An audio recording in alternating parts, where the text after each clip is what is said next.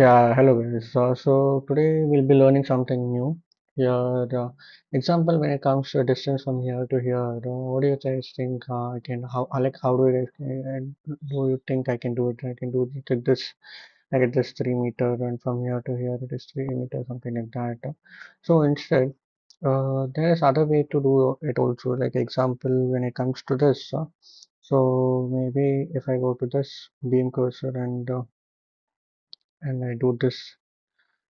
See, when I keep my cursor to the beam, there's a thing that is appearing there. So length and beam number.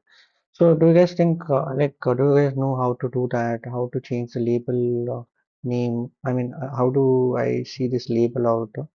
Or maybe for the node or something like that, or for the node I need to do like this.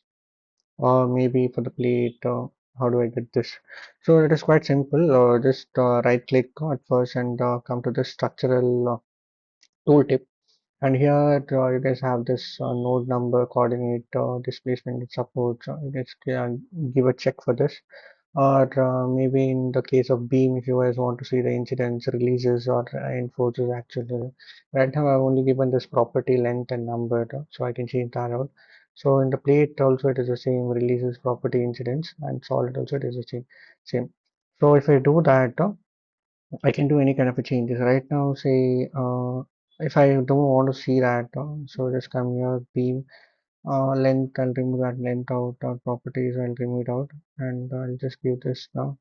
So you can just see the beam number, that's it. So if I want to see all those things, I can just give this properties and I can do this.